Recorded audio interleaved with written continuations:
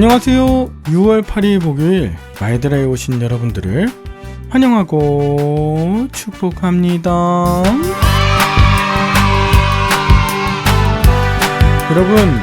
여러분은 언제 하나님께서 살아계심을 느끼십니까?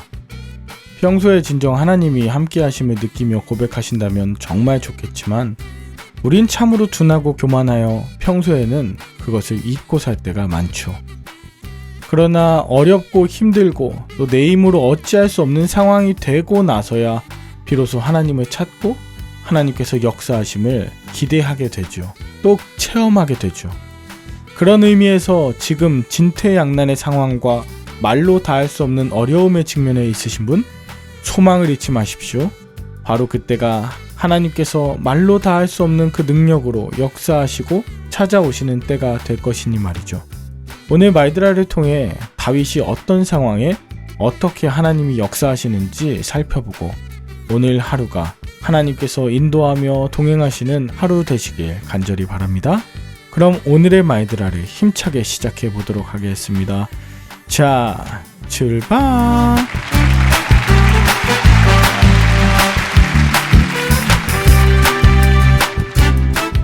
오늘은 사무엘상 29장입니다. 어제 블레셋에 거주하던 다윗이 아기스 왕으로부터 이스라엘과의 전투에 참전하라는 명령을 받았죠. 이런 명령에 다윗이 왕이 시키는 대로 하겠다고 하는 동안 이스라엘에서는 사울이 신접한 여인을 찾아가 사무엘의 영을 소환하여 블레셋과의 전투에서 패할 뿐 아니라 사울과 그의 아들들이 모두 죽을 것이라는 예언을 듣게 됩니다. 블레셋과 이스라엘의 전쟁은 사울에게도 또 다윗에게도 결코 쉽지 않은 상황이었습니다. 이제 어떻게 해야 할까요? 본문 1절입니다. 블레셋 사람들이 그들의 모든 군대를 아벡에 모으고 이스라엘 사람들은 이스라엘 샘 곁에 진을 치고 서로 대치 중이었습니다. 다윗도 아기스를 따라 블레셋 소속의 군대로 참전하였죠. 여기에 계속 방백 혹은 수령들이라는 말이 나오는데 이것은 블레셋이 5 성읍이 모인 연합국이자 또 그곳의 군주들이 모두 모인 대규모 전쟁이었던 것을 확인하게 합니다. 이제 다윗이 이스라엘에 대적해서 전쟁을 해도 피할 수 없는 상황이 되었습니다. 결국 이스라엘과 전쟁을 할 수밖에 없는 그런 상황이죠. 그런데 바로 그때 사건이 생깁니다. 그것은 블레셋 다른 성읍 군주들과 지도자들이 다윗과 그의 군사들을 히브리 사람이라고 무시하고 이방인 취급을 하며 또 아기스 왕이 다윗을 데리고 전쟁터에 나온 이유를 이해하지 못했습니다. 이에 아기스 왕도 그들이 뭘 걱정하는지 알고 있기 때문에 다윗에 대해 신뢰할 수 있는 인물이라고 최선을 다해서 이해시키고자 해요. 그는 다윗이 원래 이스라엘의 사울의 신하였지만 자신에게 망명한 후 1년 넘게 지켜보았는데 참으로 믿을만하다는 것이었어요. 그러나 이런 아기스의 말에도 다른 블레셋 방백들은 다윗을 돌려보내라고 요구합니다.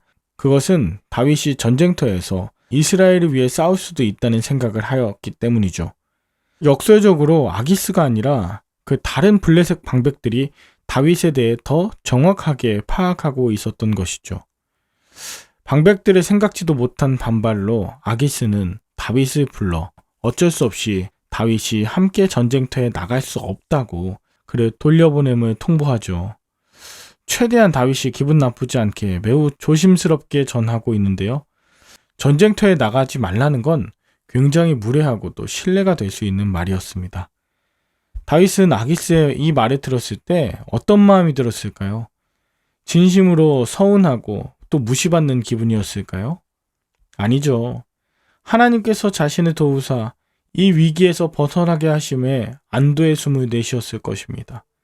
하지만 다윗은 전혀 티를 내지 않았죠. 오히려 서운함을 표현하고 자신이 무슨 잘못을 했기에 자기 주인의 원수들과 싸우지 못하게 하느냐고 연기를 했습니다. 이런 다윗의 속마음도 모르고 아기스는 다윗을 달래기 위해 쩔쩔매었죠. 이것이 위기를 다루시는 하나님의 솜씨입니다. 하나님은 다윗이 비록 형편 때문에 블레셋의 아기스 수하에 들어가 있지만 그곳에서도 무시당하지 않고 살 수 있도록 진퇴양난의 이 어려움 속에서도 다윗을 건져주신 것입니다. 전에 사무엘상 21장에서 다윗이 아기스 앞에서 미치광이처럼 행동해 위기를 벗어난 적이 있었지만 이번엔 하나님이 직접 상황을 인도하사 다윗에게 가장 적절하고 통쾌한 방법으로 응답하여 주신 것이죠. 여러분은 오늘 본문을 통해 무엇을 느끼셨나요? 저는 오늘 말씀을 묵상하면서 한 찬양 가사가 떠올랐는데요. 나는 믿네라는 곡입니다. 가사가 이래요. 내게 허락하신 시련을 통해 나의 믿음 더욱 강하게 자라나고 험한 산과 골짜기 지나는 동안 주께 더 가까이 나를 이끄시네. 내가 겪는 시험이 어렵고 힘겨워도 내 주님보다 크지 않네. 내 앞에 바다가 갈라지지 않으면 주가 나로 바다 위를 걷게 하리. 나는 믿네. 주의 능력으로 내 삶 새롭게 되리. 나는 믿네. 주의 능력으로 담대히 나아가리라. 주와 함께 싸워 승리하리라. 날마다 믿음으로 나 살아가리. 이 찬양 링크 댓글로 고정시켜 놓겠습니다. 오늘 만나는 시련, 또 험한 산과 골짜기, 시험과 바다, 그 모든 것이 주님의 능력을 신뢰하며 살아가게 하는 간증들이 되게 하시길 기도하면서 여러분 힘내십시오. 일어나십시오. 우리 주님께서 역전의 용사 되게 하시길 기대합니다. 함께 기도할까요? 하나님 아버지, 다윗이 진퇴양난의 상황을 맞이했습니다. 그 어디로도 도망칠 수도 없고 홍해를 마주하는 듯한 상황이었습니다. 우리 삶에도 크고 작은 상황들을 맞이하고 블레셋의 방백들 같은 자들을 만나 일이 틀어질 때도 있습니다. 그러나 그조차 하나님의 완전한 계획과 섭리하심이라 고백합니다. 서운해하며 일희일비하지 않고 그저 가장 선하게 나를 빚으시는 하나님만 신뢰하게 하여 주시옵소서. 십자가 고난을 통해 부활의 영광을 이루신 예수 그리스도의 이름으로 기도 올리옵나이다. 아멘. 오늘도 좋은 하루 되시길 바라며 저는 내일 다시 찾아뵙도록 하겠습니다. 샬롬.